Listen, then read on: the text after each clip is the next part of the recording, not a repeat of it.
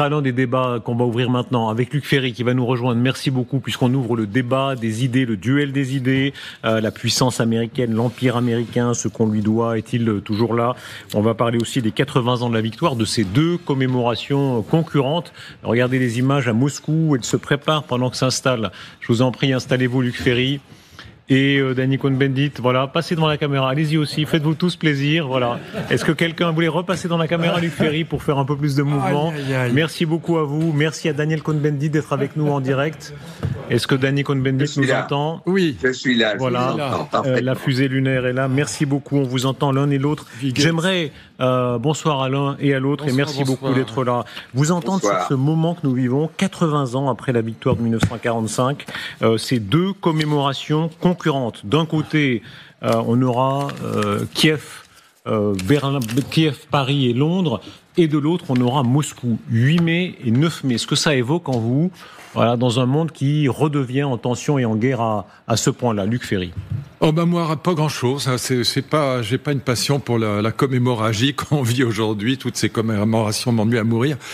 Voilà, donc j'ai pas de. Je sais pas si Danny a une. Alors c'est quand même beaucoup de morts, hein, beaucoup de sacrifices. Et mais ça fait un sacré bout de temps. Oui, je suis au courant. Oui, je sais ce que c'est que la Deuxième Guerre mondiale. Mais voilà, qu'est-ce que vous voulez que je vous dise? Que la Russie s'est bien conduite après avoir signé le pacte germano-soviétique.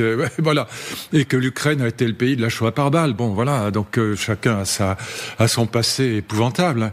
Voilà, donc oui, le pacte germano-soviétique, et puis après, les communistes sont entrés en résistance, en France comme partout dans le monde d'ailleurs, enfin en tout cas en Russie, et la Russie a évidemment aidé à gagner cette guerre, donc c'est normal qu'ils célèbrent. Maintenant, l'Ukraine, oui, j'ai invité le père des Bois, et il vous racontera la Shoah par balle. D'après ces dernières estimations, c'est plus de 2 millions de Juifs qui auraient été assassinés en Ukraine, donc pendant cette guerre, et par des nazis ukrainiens, pas uniquement par les Allemands. Bon, donc tout ça est derrière nous, je dirais. Heureusement. Moi, je crois qu'il faut faire attention maintenant. Il est évident que les Russes, après avoir signé le pacte germano-soviétique... Disons les soviétiques, pardon, je vous interromps, mais pour être très clair, pour bien distinguer les histoires, à l'époque c'était les soviétiques et maintenant les Russes. Pardon, alors, les soviétiques, après les staliniens, après avoir fait un accord avec Hitler, et non pas pour se préparer comme ils le prétendaient, mais en fait ils voulaient se partager l'Europe avec Hitler. Oui. Seulement, Hitler était fou, et il a attaqué l'Union soviétique.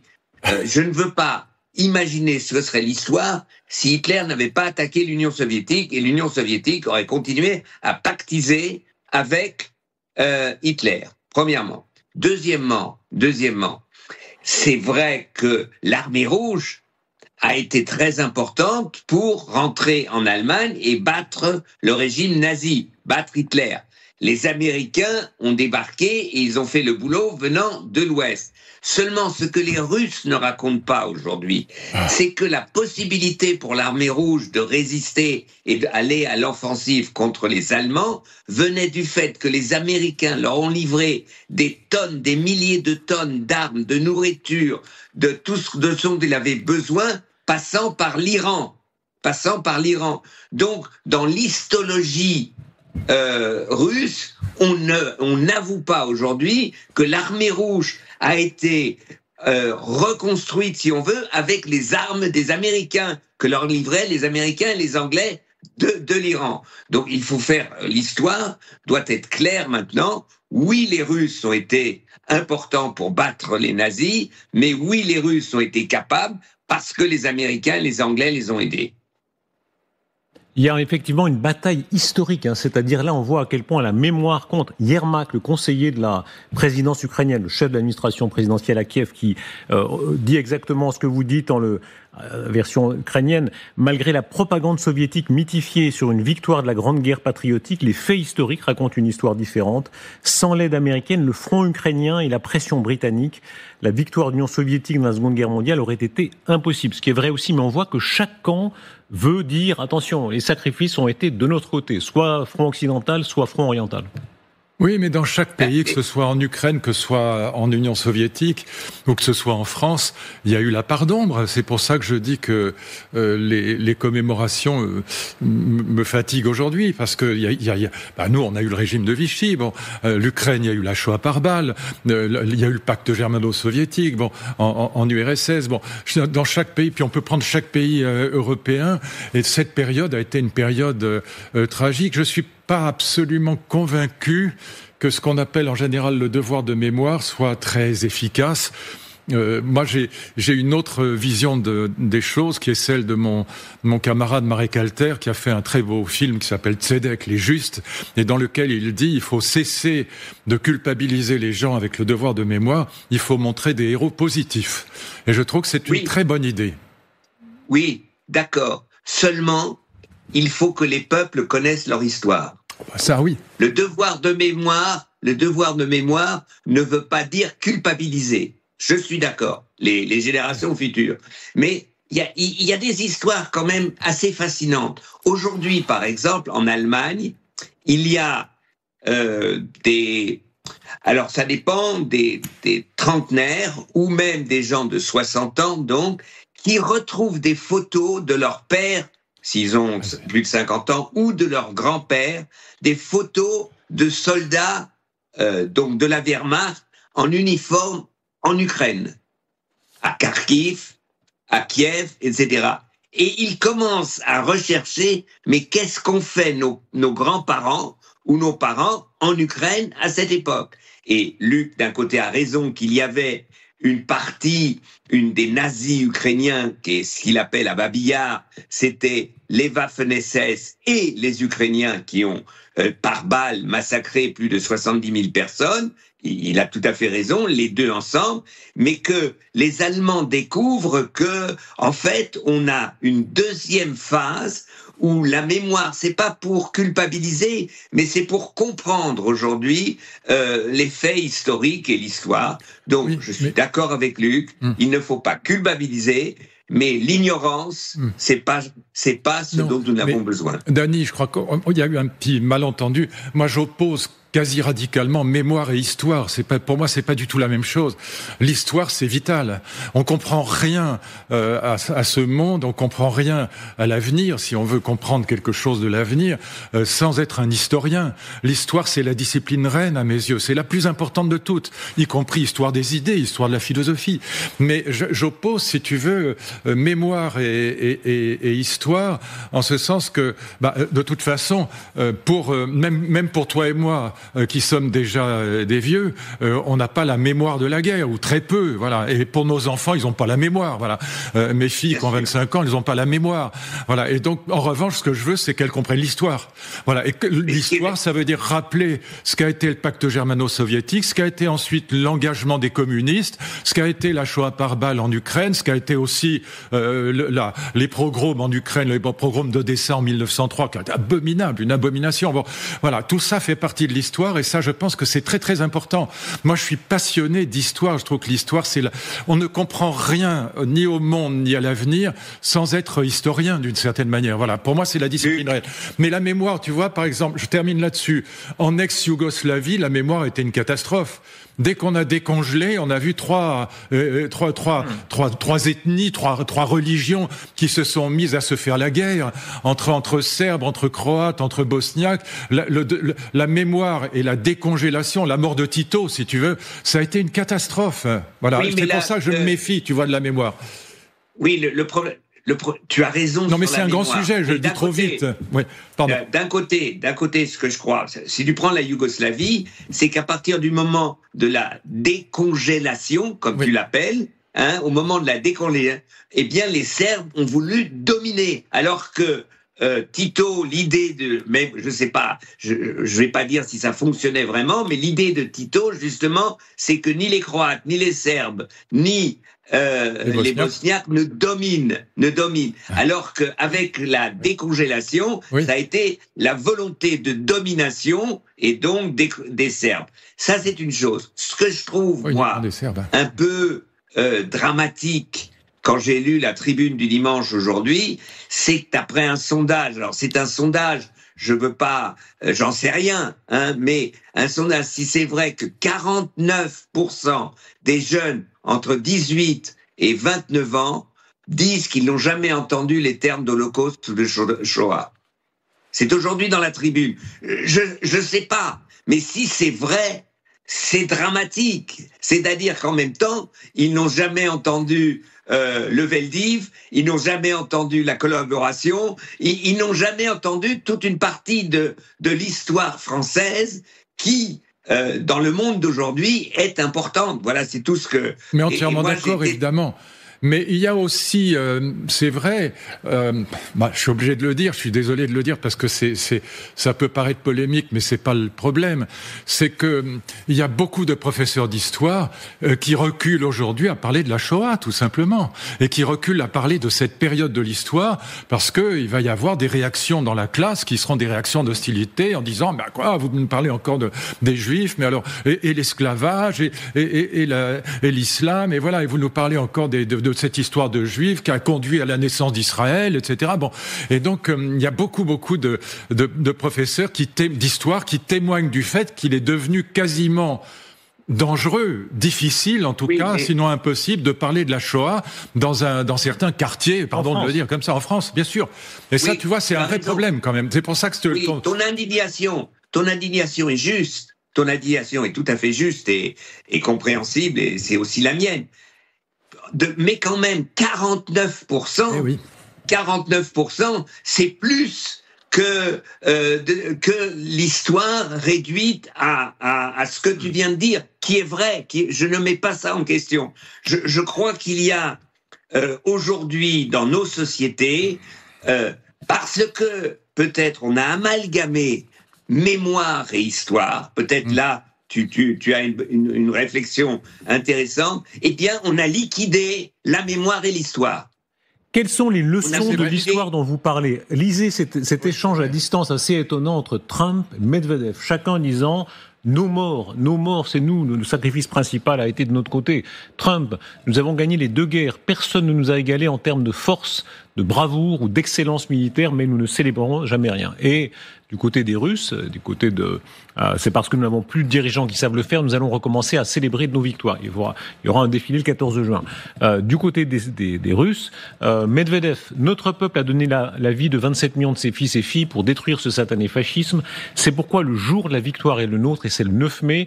Il en fut ainsi, il en sera ainsi, et il en sera toujours ainsi. Rappelons une date, 1941, c'est-à-dire que et les Américains et les Soviétiques ne sont entrés en guerre que quand ils ont été attaqués. Ça, on l'enseigne assez peu, parce que chacun vend évidemment avec raison le sacrifice de ces hommes, mais les Américains sont entrés seulement après Pearl Harbor en guerre, et les Russes seulement après l'attaque, les Soviétiques seulement après l'attaque de Hitler. Donc, quelle est la leçon de ça, d'après vous? Moi, Medvedev... Ah bon, alors vas-y. Non, vas-y. Non, mais... Non, je veux dire, la leçon est très simple. Il y a un égoïsme des peuples et donc des gouvernements. Et l'égoïsme, c'est vrai, et ça, il faut le comprendre. Il faut que Dany, je me dis, tu dois le comprendre, même si c'est pas ce que j'aimerais que ce soit la réalité. C'est que les peuples, aujourd'hui, ne sont pas prêts à défendre comme ça la liberté comme ils le prétendent. Et tu as tout à fait raison, sans Pearl Harbor, il n'y aurait pas eu d'intervention américaine, et sans l'attaque d'Hitler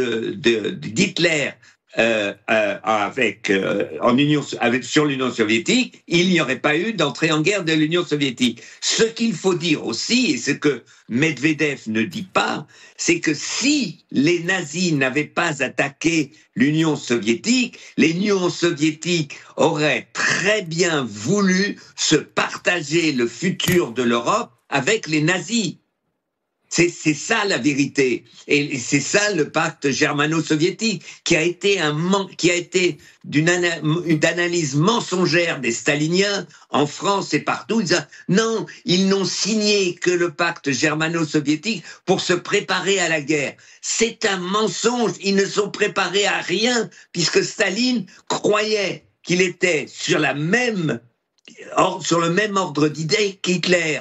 Donc c'est ça la vérité. Deuxièmement, c'est vrai que les Américains, quand le délégué, un Polonais, est allé voir Roosevelt pour lui expliquer ce qui se passait en Pologne, où il y a les déportations du ghetto, les camps d'extermination, au début, ça n'intéressait pas Roosevelt. Ce n'est que après, quand il y a eu l'intervention des Japonais, que les Américains se sont mis en guerre. Donc, la vérité, elle est beaucoup plus complexe que les Trump et Medvedev de ce monde veulent bien l'accepter. Et pour aller renforcer encore ce que dit Dany, Roosevelt détestait De Gaulle et trouvait Pétain formidable. Il faut quand même rappeler les choses. Donc ça va dans le même sens que ce que dit Dany pour l'Union soviétique. Quant à l'Union soviétique, il faut quand même rappeler que le communisme, en gros, c'est 120 millions de morts dans le monde. Donc moi, Medvedev, il est plus que fatigant. Ce type est insupportable. Il traite Zelensky de pourriture, encore hier, et il est, si possible, 1000 fois pire que Poutine.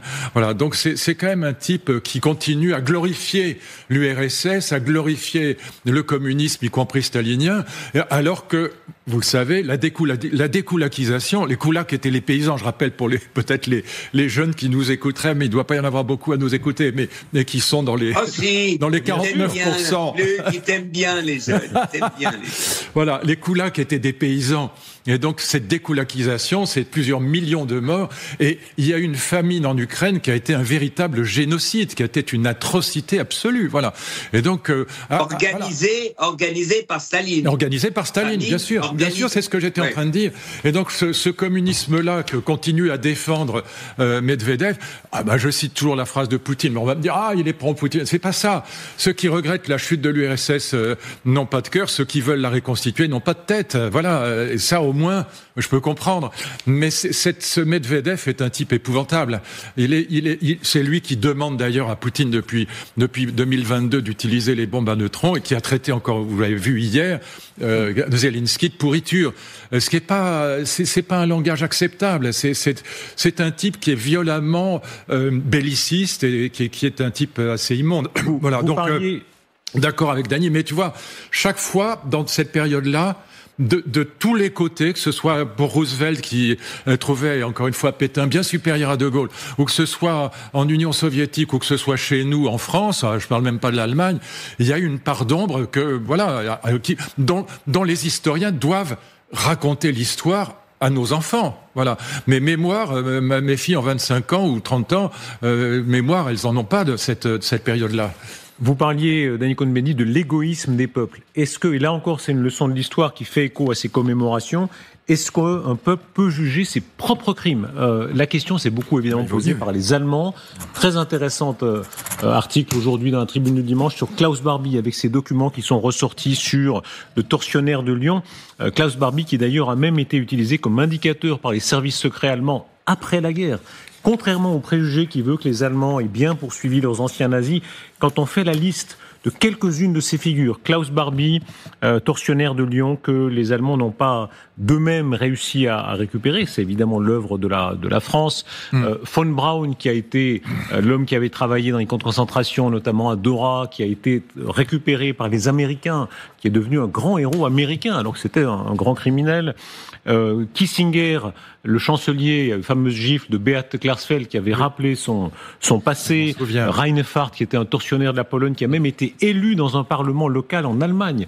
Il y a ce préjugé qui dit, bravo les Allemands, c'est vrai en partie, les Allemands ont revu leur passé, mais quand même beaucoup d'anciens nazis qui n'ont pas été punis. Qu'est-ce que ça indique sur aujourd'hui ? Alors, il faut dire, il y a plusieurs périodes des Allemands. D'abord, en 1945, tout de suite après la guerre, ce sont les Américains qui ont essayé et en partie récupéré les services allemands pour organiser maintenant le contre-espionnage contre la Russie. Donc c'est pas l'Allemagne, c'est pas les Allemands, ce sont les services américains. C'est la CIA qui a repris des espions nazis, premièrement. Deuxièmement, c'est vrai que le premier gouvernement Adenauer, qui a fait après beaucoup pour la réconciliation franco-allemande, eh bien, il avait comme secrétaire d'État, un secrétaire d'État important, Globke, qui était un véritable nazi qui avait travaillé dans le massacre des Juifs. Maintenant, parlons de Mitterrand. et de l'histoire. Exactement. Comment on peut récupérer Bousquet et Bousquet après 45. Donc on est voilà. Ce que j'allais dire. C'est difficile. Alors, pour dire des Allemands, les Allemands ont fait beaucoup. Et par exemple, je ne crois pas, aujourd'hui, mais je peux me tromper, je ne crois pas que vous auriez un chiffre de 49% en Allemagne de jeunes qui n'ont jamais entendu Shoah ou Holocauste. Parce que, je sais par ma femme qui est enseignante, en Allemagne, c'est très organisé. C'est très organisé de parler de l'histoire de l'Allemagne. Alors, est-ce que les services politiques sont toujours passés bien? Non. Il y a la fameuse histoire d'Eichmann. C'était un procureur juif allemand qui avait découvert l'identité de Eichmann, mais que c'est les services allemands et le gouvernement de Adenauer qui ne voulaient pas l'arrêter, et les Américains non plus.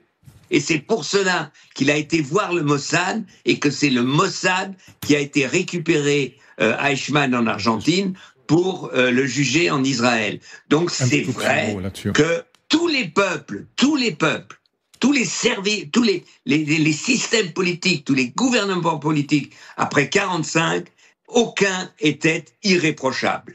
Alors maintenant, il faut savoir ce que dans la société il a été fait, et je trouve qu'après 68, je m'excuse, mais c'est le mouvement de 68 et après qui a obligé la société allemande de repenser son histoire. Pas sa mémoire, son histoire. Mmh. Non, mais là où il y a quelque chose de très vrai dans ce que dit Dany, dans la question aussi que vous posiez, c'est que si les peuples, les nations Allemagne, France et d'autres en Europe avaient fait le travail, les Klarsfeld n'auraient pas passé leur vie à pourchasser les criminels nazis qui avaient échappé à la justice. Voilà, c'est pour ça qu'ils l'ont fait. C'est parce qu'en effet, les nations n'ont pas fait le travail. Alors moi, je ferai une très grande différence entre De Gaulle et Mitterrand. De Gaulle, il a voulu la réconciliation nationale. Donc ça a laissé passer un certain nombre de gens. Comme voilà, il y a eu des gens, des Papons, des gens comme ça. Bon, il y a eu des pétainistes qui sont revenus au premier plan. Bon, mais De Gaulle, c'était pour faire la réconciliation nationale. C'était pas par sympathie pour les pétainistes qu'il détestait absolument. Et toute son histoire le confirme. Tandis que Mitterrand, non. Mitterrand, il avait une vraie sympathie, une vraie amitié pour Bousquet. Voilà, c'est-à-dire que Mitterrand, comme me l'avait dit un jour Fumaroli, ça m'a fait rire. Il m'a dit, voilà, tous vos présidents en France, tous nos présidents, ce sont des maurassiens. Mais il y a des maurassiens de gauche. Chirac est un maurassien de gauche. Mitterrand est un maurassien de droite. Voilà. Et c'est vrai que ça a ému, y compris, voilà, Fabius ou Attali, qui, voilà, quand Mitterrand s'est mis à parler du lobby juif à Dormesson, voilà, on a compris qu'il y avait que la sympathie pour Bousquet, elle tombait pas du ciel. C'était une vraie sympathie, ce qui n'était pas du tout le cas du général de Gaulle. Voilà. Donc mais néanmoins, là où je rejoins tout à fait ce que disait Dany, c'est que ce soit la réconciliation nationale ou que ce soit par sympathie, nos nations se sont empressées de refermer le pavé dans la mare, si je puis dire, de refermer la catastrophe pour essayer d'oublier. Et tu connais comme moi, puisque évidemment cette querelle des historiens, le fameux Historikerstreit en Allemagne, avec ce thème du passé qui ne veut pas passer, voilà. Et toute cette droite allemande, Franz Josef Strauss, le premier, a voulu faire passer le passé qui ne voulait pas passer, c'est-à-dire oublier le nazisme, la culpabilité allemande, parce qu'il disait, voilà, on est un géant économique, on est un nain politique, il faut que l'Allemagne redevienne un géant politique et pas simplement un géoéconomique, ce que d'ailleurs l'Allemagne d'aujourd'hui est devenue. Hein. Oui, mais ce qui est Strauss et la droite allemande, et aujourd'hui la AfD allemande aussi, oui, c'est qu'elle veut laisser croire qu'en fait le passé nazi c'était pas les Allemands. C'était comme si les nazis venaient de je ne sais pas où, oui, du Groenland, et avaient envahi l'Allemagne, avait terrorisé les Allemands. Oui. C'est ça, oui. Oui, mais c'est fou, c'est délirant. C'est complètement fou. C'est ça qui est important, c'est-à-dire que. Mais moi, ce que je trouve intéressant, je veux pas. On peut condamner, mais c'est facile aujourd'hui. Ce que je trouve intéressant, c'est de se poser la question pourquoi les peuples peuvent tomber dans l'abîme comme cela, et pourquoi des êtres humains. Vous prenez des êtres humains. Étaient nazis et après ne l'étaient plus. Il y a un exemple qui a choqué beaucoup de monde. On a appris sur le tard que Günter Grass, qui était un grand écrivain, un social-démocrate, eh bien, 17-18 ans, il s'est engagé dans le parti nazi. Mais Jürgen Habermas aussi. Il ne l'avait jamais raconté. On peut le condamner, mais c'est pas ça qui m'intéresse. C'est pourquoi, à 17 ans, il s'est engagé dans le parti nazi, et après, pourquoi il l'a quitté, comment il jugeait sa propre histoire. Ce que je lui reproche, c'est pas ce qu'il a fait à 18 ans. Il y a des tas de jeunes qui avaient 17-18 ans qui ont rejoint les bolcheviks.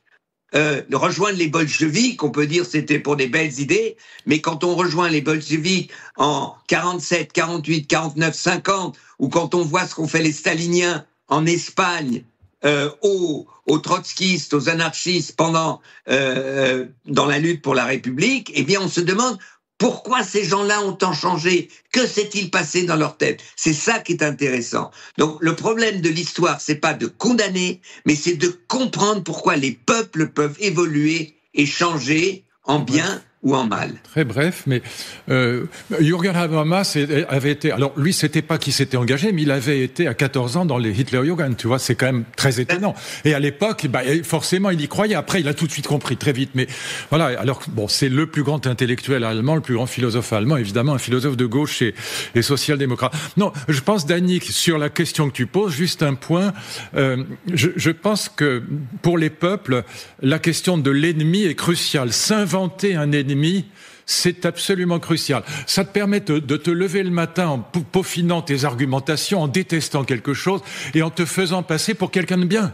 Parce que comme tu critiques l'ennemi, tu passes pour un moraliste. Or, regarde la haine des Juifs en Allemagne, même chez quelqu'un comme Heidegger, par exemple. Cette haine des Juifs en Allemagne, les Juifs, c'était à la fois le judéo-bolchevisme d'un côté, les communistes, Trotsky, Lénine, les juifs communistes, etc. Et de l'autre, c'était le grand capital américain. Et c'était les Rothschild, tu vois. Et donc, s'inventer un ennemi, le juif était parfait comme ennemi, parce qu'il était à la fois capitaliste mondialisé et communiste. Donc, les deux choses détestables pour les héritiers du romantisme allemand, qui étaient malgré tout les nazis. Il y avait une part d'héritage du romantisme allemand. À ce qui se passe en Allemagne aujourd'hui, un mot de recommandation sur les références historiques qu'on a maniées tout à l'heure. Hein. Le mémorial de la Shoah en particulier est très indiqué pour cela, sur la Shoah par balle qui avait été menée en Ukraine, et le Père des Bois avec ce bilan de 1 million à 1,5 million de Juifs d'Ukraine qui avaient été assassinés. D'après le mémorial de la Shoah, c'est ce chiffre-là. Mais aussi le mémorial de Nuremberg avec, y compris de grands criminels de guerre soviétiques qui avaient été, terrible paradoxe, parmi les procureurs et les juges de Nuremberg comme Rudenko. Aujourd'hui, l'AfD, le grand parti nationaliste allemand, qui est considéré officiellement maintenant par les autorités allemandes comme extrémiste. Est-ce que c'est une bonne chose ? Est-ce que l'Europe tente de museler les extrémistes comme le prétend J.D. Vance ? Écoutez ce que dit J.D. Vance, le vice-président américain, vous pourrez répondre. Il était déjà à Munich, à la conférence de Munich, et il dit aux Européens, vous ne devriez pas avoir peur, vous êtes peureux en réalité, laissez la libre parole au peuple, et il accuse en quelque sorte les Européens de censure. Écoutez-le. Attendez. Nous sommes au point où la situation est devenue si grave qu'en décembre dernier, la Roumanie a annulé le résultat d'une élection présidentielle sur la base de soupçons et d'une énorme pression de la part de ses voisins continentaux. Vous pouvez estimer que la Russie a tort d'acheter des publicités sur les médias sociaux pour influencer vos élections, et nous pensons la même chose. Vous pouvez même la condamner sur la scène internationale. Mais si votre démocratie peut être détruite par quelques centaines de milliers de dollars de publicité numérique en provenance d'un pays étranger, c'est qu'elle n'était pas très solide au départ. Pulvérisé. Alors, Danny Cohn-Bendit et Luc Ferry. Oui, alors d'abord, il faut bien expliquer ce qui se passe en ce moment en Allemagne. Officiellement, rien n'est décidé. Oui, c'est l'office de protection de la Constitution. Les services de police, d'enquête, de sécurité allemands qui ont publié 1000 pages, qui ont une étude de 1000 pages qui prouve que la vision de l'AfD est une vision xénophobe, raciste, d'extrême droite. Sur 1000 pages, avec des citations, etc. Et ils donnent ça maintenant au débat politique. Rien n'est décidé. L'AfD va vraisemblablement porter plainte, Et la justice, dans 1 an ou 2 ans, va décider si oui ou non, parce que les conséquences de ça, c'est si ce que prétend, ou ce que, dans ces 1000 pages, prétend sur l'AfD, eh bien, il peut y avoir ou un processus d'interdiction de l'AfD, invraisemblable d'après moi, ou un processus où on lui coupe les vivres, c'est-à-dire, mais ça, c'est la juridiction qui va le décider. Donc, en ce moment, rien n'est décidé en Allemagne. Il ne faut pas confondre les choses, premièrement. Et deuxièmement, c'est toujours la même chose. Vance dit, vous devez tolérer cela. Les anti-wokistes à la Vance aux États-Unis ne tolèrent rien, les wokistes ne tolèrent rien, et on se renvoie la balle en disant « vous ne tolérez rien ». C'est ça notre problème en ce moment. Qu'est-ce qu'on peut et on doit tolérer. Et prenons l'exemple, Daniel Cohn-Bendit, si peut me permettre, prenons quand même l'exemple de l'AfD, puisque c'est aujourd'hui un très grand parti puissant en Allemagne, très xénophobe, il n'y a aucun doute là-dessus, mais est-ce qu'il y a une forme de censure qui est justifiée, justifiable, dangereuse? Je rappelle qu'en Allemagne, il l'avait fait en d'autres temps contre les communistes. Fini la question. Hein. Il l'avait fait en d'autres temps contre les communistes, puisqu'il y avait des interdictions d'emploi, etc. Hein. Aujourd'hui, c'est sur l'AfD. Alors, vous voulez... Alors, les interdictions d'emploi... Luc Ferry, je vous repasse la parole. Oui, d'accord. Non, mais ce qu'a dit Dany est très clair, et d'ailleurs, c'est ce que on en discutait avant l'émission, mais là, ça n'est qu'un rapport, c'est absolument pas une décision. Mais le pas d'après, est-ce que vous souhaitez, est-ce que vous trouveriez souhaitable, oui ou non, comme certains le préconisent, qu'il y ait une forme de censure d'un parti considéré comme extrémiste, si c'est le cas? Non, évidemment pas, enfin, sauf évidemment, il y a un cadre qui est le cadre de la loi. Si quelqu'un tient des propos antisémites, racistes, pédophiles, xénophobes ou ce que vous voulez, il peut être condamné par la loi. La loi, elle existe, mais on n'a pas besoin d'en rajouter. Non, ce que je déteste chez Vance, il est insupportable, ce type. Il dit énormément de conneries, il faut le dire. Voilà, parce que le pays le moins libre du monde, c'est les États-Unis aujourd'hui. Enfin, je parle en dehors de la Corée du Nord, d'accord.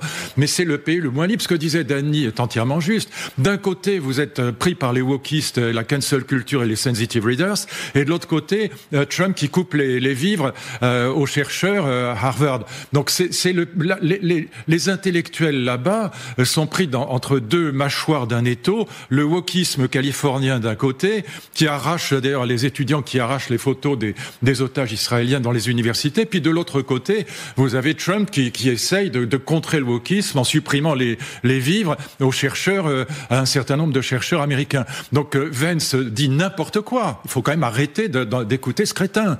Il dit n'importe quoi. Donc le pays démocratique qui est le moins libre du monde, c'est les États-Unis. Il suffit d'enseigner aux États-Unis pour savoir à quel point on ne peut rien dire. Voilà. Dès qu'on a un petit mot qui dérape un peu, dès qu'on est républicain à la française, mais on est pulvérisé. On est traité de raciste quand on est contre la discrimination positive, par exemple. Là, sur ce coup-là, Vance, vous donnerez raison d'ailleurs, puisque de ce point de sauf qu'il fait de l'autre côté. Voilà, sauf qu'il supprime il supprime les financements de l'autre côté. Donc en vérité, je vous le dis toujours, il n'y a pas de troisième voie aux États-Unis. Mais c'est le pays démocratique le moins libre du monde. Voilà. Et puis il faut rajouter, dans des écoles du Texas, du Mississippi, aujourd'hui on doit enseigner le créationnisme. Exactement. Le darwinisme est interdit. Il y a des procès contre les profs qui enseignent les théories de l'évolution. Voilà. Exactement. Donc c'est là où il y a un mensonge incroyable de la part de Vance. Donc l'intéressant, c'est pas Vance. Oublions parce c'est pas pour nous le débat. Le débat pour nous, regardez-moi, j'hésite. Non, je vais vous dire, j'hésite sur les lois mémorielles. Je ne suis pas. Oui, c'est ignoble de nier l'Holocauste. C'est ignoble. Mais est-ce qu'une loi mémorielle fait avancer le schmilblick? J'ai des doutes. Bon, c'est la loi, c'est comme ça. Mais on peut en débattre, on doit en débattre. Je suis contre la loi mémorielle sur le massacre des Arméniens. Ça ne veut pas dire que ce massacre n'a pas eu lieu. Mais est-ce que c'est un parlement de définir ce qu'on a le droit de dire ou pas dire? C'est dangereux. Alors peut-être que je me trompe et je dis la discussion sur les lois mémorielles nous pourrait nous faire avancer sur la liberté, la difficulté d'accepter ce qu'on accepte de la liberté d'expression. Mais... jusqu'où on peut aller? Voilà. Et je crois qu'en ce moment, on restreint l'espace de la liberté d'expression d'un côté comme de l'autre. Entièrement d'accord avec Dany. Je me suis complètement opposé à la loi Guesso, qui était un parlementaire communiste, à la loi Guesso qui voulait qu'on criminalise, c'est malheureusement le cas en France, le négationnisme. C'est absurde parce que, en vérité, les jeunes qui sont des gamins de 15 ans qui éventuellement, tu vois, peuvent être tentés par des idées radicales, qu'elles soient d'extrême droite ou d'extrême gauche. Quand on leur dit que c'est interdit, ils pensent que si c'est interdit, c'est qu'il doit y avoir anguille sous roche, c'est qu'il y a quelque chose de vrai. Donc c'est totalement contre-productif. Voilà. Et en revanche, je trouve que ce qu'on devrait, et là je vais dans le sens aussi de Dany, c'est drôle, on n'a jamais été aussi d'accord qu'aujourd'hui, c'est que je trouve qu'on devrait être capable, qu'un Parlement devrait être capable de définir très clairement, beaucoup plus clairement qu'aujourd'hui, ce qui est interdit dans la liberté d'expression et ce qui est permis. Pour moi, ce qui est interdit, c'est les menaces de mort, quoi qu'il arrive, c'est interdit, et évidemment, racisme, antisémitisme et pédophilie. Voilà, et je trouve que on n'est pas capable aujourd'hui en France, ni en Allemagne, et surtout pas en Allemagne d'ailleurs, on n'est pas capable de définir exactement ce qui doit être interdit, mais que des crétins pensent que les chambres à gaz n'aient pas eu lieu, mais c'est leur problème. Il faut les combattre, il faut les rentrer dans le chou, il faut expliquer à nos enfants que c'est de la connerie en barre, mais interdire, c'est le rendre, tout ce qui est interdit est tentant. Voilà, il faut lire Freud 3 secondes pour le comprendre. Mais si je peux me permettre de vous relancer avec une question simplement, et s'il vous plaît, essayez de répondre assez courtement, qu'on comprenne bien la logique. L'AfD est déjà un parti parmi les, avec la CDU, c'est les 2 premiers partis d'Allemagne. Oui, si demain l'AfD fait 35, 40, 45, il faut dire les choses. Il y a un certain nombre, je finis ma question, un certain nombre d'Européens qui diront il faut l'arrêter. Est-ce que vous pensez ça, ou est-ce que vous considérez, comme Vance le dit, que c'est la libre expression et que, mon Dieu, s'il y a 51% d'Allemands qui veulent qu'elle soit au pouvoir, ce sera leur choix? Attendez. Bon, l'histoire allemande, et quand même, c'est le problème. L'histoire allemande, c'est quand, les nazis, le parti d'Hitler est arrivé à 32-33%, c'est comme ça qu'il a pris le pouvoir. Et ce que cherchent les Allemands, je dis pas qu'ils ont trouvé, mais ce qu'il y a, c'est à partir de quand la perspective d'un parti, la destruction de la démocratie. C'est ça qu'ils cherchent de trouver, parce que là, on doit arrêter les frais avant que la démocratie soit détruite. C'est là où il y a une difficulté. C'est là où il y a une difficulté. Mais aujourd'hui, si on veut, l'AfD soutient, par exemple, des groupes de jeunes qui s'attaquent, par exemple, aux résidences de réfugiés, qui s'attaquent à des maisons il y a eu le plus de morts qu'il y a eu en Allemagne, ce ne sont pas les attentats des islamistes, il y en a eu beaucoup, ce sont des attentats de fascistes, de groupes d'extrême droite qui grandissent dans l'ombre, si on veut, de l'AfD. Ça, c'est le problème qui est discuté aujourd'hui en Allemagne. Ils n'ont pas trouvé la solution, c'est difficile de trouver, mais il ne faut pas confondre. Et qu'un parti ouvertement raciste et antisémite, même s'il a 35%, eh bien, il est inacceptable. Le problème, c'est vous me dire, est-ce qu'il est ouvertement raciste ou antisémite? Voilà le problème qui est là. Je dirais que si un parti est clairement raciste et antisémite, ça tombe sous le coup de la loi. Donc là, on doit l'interdire. Moi, je suis évidemment favorable à ça, mais je pense que alors pour l'AfD, c'est compliqué parce qu'ils sont vraiment borderline. Mais regardez ce qui s'est passé. On a un exemple historique qui est très frappant, qui est parlant. C'est ce qui s'est passé en Algérie au milieu des années 80, quand le fils a remporté les élections législatives. Vous vous souvenez de ça? Et donc, le FLN, ce qu'il en restait, qui était au pouvoir, a interdit l'accès du fils au pouvoir. Ça a été le déclenchement de la deuxième guerre d'Algérie. Voilà, il y a eu 200 000 morts. Luc, oui. Il a interdit le deuxième tour. Il n'y a pas eu de deuxième tour. Parce qu'il gagnait. Parce que le fils avait gagné. Et moi, je suis allé là-bas avec Gisèle Halimi et Carignon, tu vois, il y a fait un moment. Et j'ai rencontré Rozali, qui était le ministre des Affaires étrangères. Et j'ai rencontré d'ailleurs Saïd Saadi et Aït Ahmed, à l'époque, les présidents des partis démocratiques. Et c'est, au fond, on discutait, est-ce qu'on doit interdire le fils? Parce que le fils, c'est l'islamo-nazisme, quoi. Il faut être clair. Bon. Mais le fait qu'on l'ait interdit, ça a été une catastrophe absolue. Parce que ça a déclenché cette deuxième guerre d'Algérie, si je puis dire, mais guerre civile, qui a fait plus de 200 000 morts, qui a été abominable en Algérie. Voilà. Donc je pense que ça, c'est un exemple qui montre qu'il vaut mieux laisser les cons arriver au pouvoir tant qu'ils sont dans le cadre de la loi. Tant qu'ils sont dans le cadre de la loi.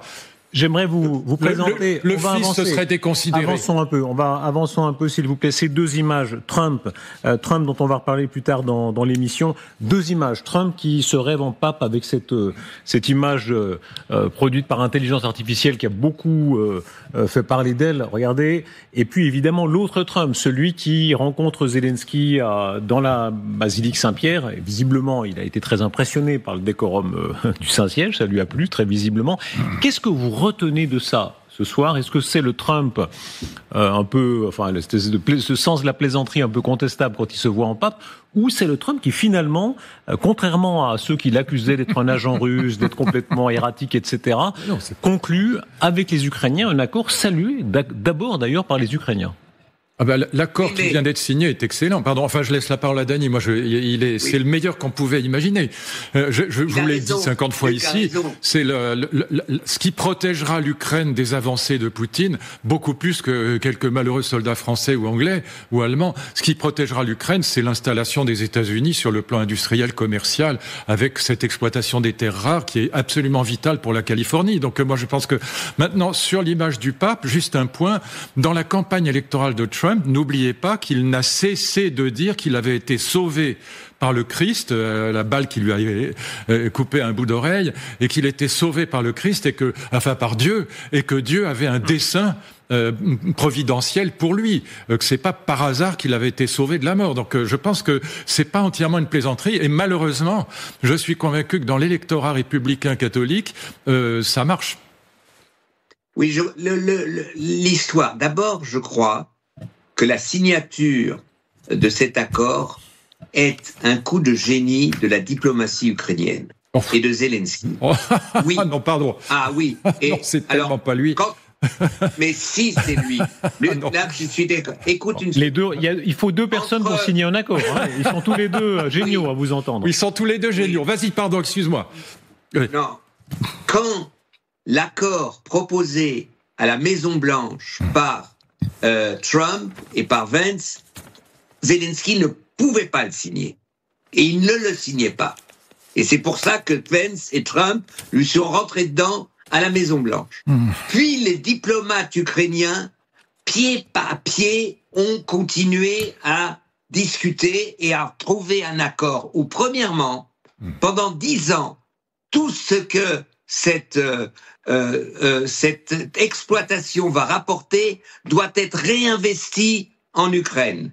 Deuxièmement, il est évident qu'aujourd'hui, les Ukrainiens restent à part égale, à égalité dans la gestion de ce qui va être investi. Oui. Et pour cela, ça n'était pas le cas il y a 3 semaines, il y a 1 mois. Donc je trouve, il faut saluer que Zelensky a compris d'un côté ce que dit Luc, c'est-à-dire les Américains peuvent être une protection, mais que deuxièmement, il ne l'a pas fait n'importe comment, alors que Trump et Vance proposaient du n'importe comment, qui était une mise à genoux des Ukrainiens, et que aujourd'hui, c'est beaucoup plus égalitaire. C'est pour ça que c'est un bon accord.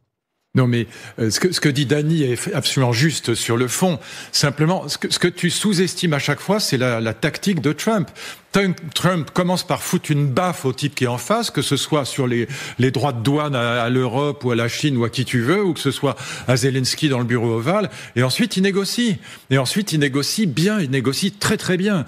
Et évidemment, ce qu'il y a derrière, il faut vraiment avoir ça en tête parce que c'est crucial.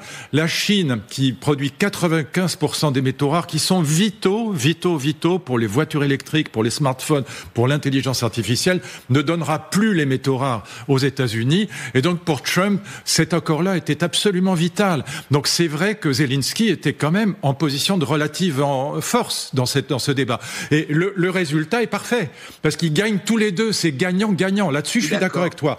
Mais je pense que c'était ce que Trump avait en tête depuis le début. Un mot encore, de l'un et de l'autre. J'aimerais vous entendre sur la chose militaire. Vous savez qu'on a tellement de militaires sur ce plateau. Général Ferry et Général Cohn-Bendit. Le général Cohn-Bendit, ça non. Allez, colonel.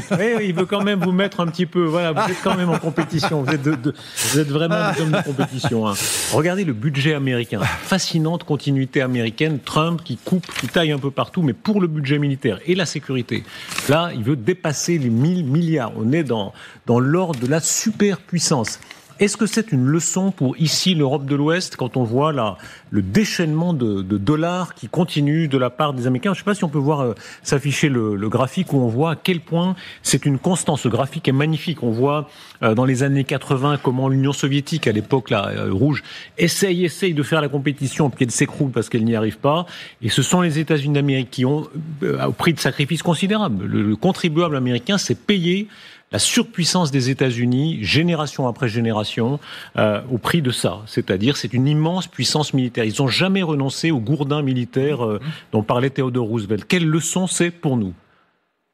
C'est que c'est que... Vas-y, je t'en prie. La leçon est simple. Si vous voulez être une puissance qui compte, vous devez être une puissance économique, une puissance politique et une puissance souveraine armée.